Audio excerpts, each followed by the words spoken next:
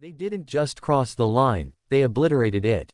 And not just any line, but a sacred, inviolable boundary that forms the foundation of everything WWE claims to stand for. What happened to Cody Rhodes following Saturday night's main event wasn't simply an ambush. It was a brutal, calculated act of internal warfare that now has Triple H seething in a rage unlike anything ever witnessed inside WWE's walls.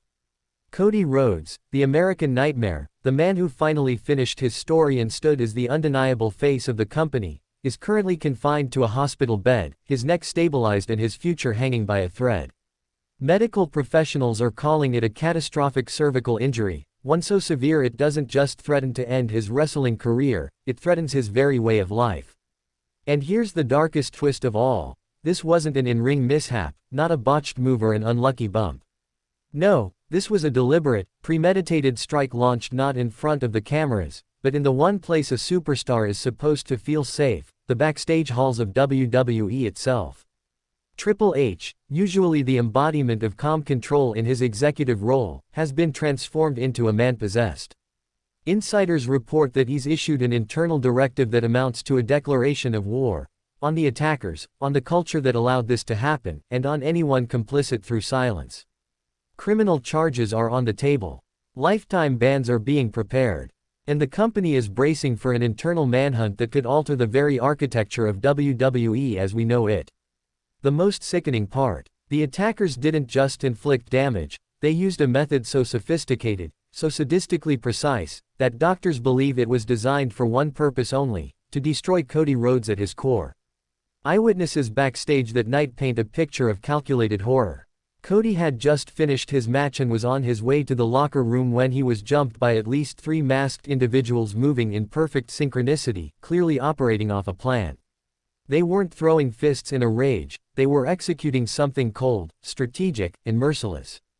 Emergency responders said the damage was focused on the neck and spine in a way that suggests a specialized weapon may have been used, something engineered to target and crush the cervical vertebrae. One crew member, a veteran with decades of experience, admitted he had never heard human sounds like that before, and described the scene as something closer to a war zone than a wrestling arena. And while many injuries have been blamed on bad luck or coincidence, this was no accident. Footage from security cameras confirms that the assailants used WWE-issued security cards to enter restricted backstage areas, proving beyond a doubt that this was an inside job. One that involved people with power, access, and familiarity with Cody's every backstage movement. Triple H has viewed that footage again and again, obsessively replaying the moment his company's most iconic figure was broken in front of their eyes. According to multiple sources, he has suspended all normal operating procedures and assumed full control of the investigation himself, personally questioning staff and talent, holding emergency meetings in the dead of night, and demanding absolute cooperation from everyone employed by WWE. He's told the board of directors, unequivocally, that this isn't just a disciplinary matter, it's personal. In his words, when someone targets the face of his company, they're targeting him. He's not delegating revenge, he's leading it, and he's going to do it his way. That means scorched earth. That means every suspect, whether they're a headline act or a low-level employee, is now under a microscope. The message from the top is clear: status, legacy, friendship, it all means nothing now. Anyone involved in the plot against Cody Rhodes will face consequences designed not just to punish, but to erase. To ruin. Triple H is reportedly seeking legal avenues for criminal prosecution, civil lawsuits, industry-wide blacklisting, and even private liability damages to financially and publicly destroy those responsible. He wants this attack remembered as the last one anyone in WWE would ever dare attempt. And now we come to Cody's condition. Be warned, what you're about to hear is horrifying. According to initial hospital reports, Cody suffered extensive trauma to the C4 and C5 vertebrae, the exact location that ended the careers of legends like Stone Cold Steve Austin and Edge. He is experiencing severe numbness, loss of mobility, and partial paralysis in both arms.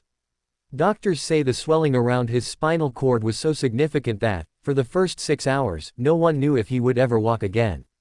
Brandi Rhodes collapsed in tears when the severity of the injury was explained to her. She reportedly asked the doctors, "How can another human being do this?" And she's not the only one asking that question. What's perhaps even more devastating is the emotional toll on Cody himself. Confined to a hospital bed, betrayed by people he trusted, he is reportedly battling waves of anxiety, depression, and night terrors. One friend close to the family said Cody flinches every time a nurse walks in. He has panic attacks when he hears footsteps in the hall. The American Nightmare, the man who fought through injuries, ridicule, and rejection to claim the WWE spotlight, now feels hunted and unsafe in the very world he once ruled. But what truly detonated Triple H's fury was the identity of at least one of the attackers.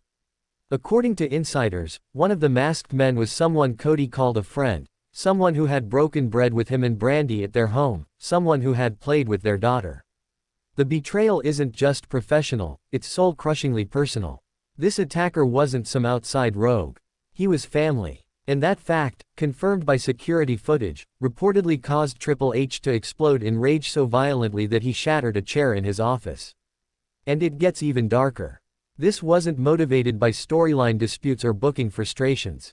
It was driven by jealousy, pure, venomous resentment toward Cody's rise. Sources say the attackers believed he didn't deserve his spot at the top of WWE and that by eliminating him, they were sending a message to others: climb too high and we will tear you down. This wasn't an isolated incident either. My investigation suggests this was part of a larger, more disturbing pattern of backstage sabotage and covert violence. Strange training accidents, freak injuries, and mysterious illnesses, CM Punk's derailment, Rhea Ripley's injury, were all being re-examined under this new light. Triple H reportedly now believes that WWE has been infiltrated by a covert group, operating from within, working to destabilize the company and reshape its leadership through fear, intimidation, and outright violence. The scale of this conspiracy is staggering. Investigators are now looking into financial transactions, communication trails, and personnel movements going back nearly a year. There is strong evidence that this group has received external funding and logistical support from unknown sources outside WWE, raising terrifying questions about who else might be involved.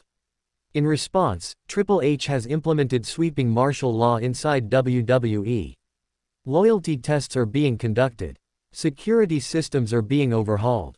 Every employee from top stars to janitorial staff is under review.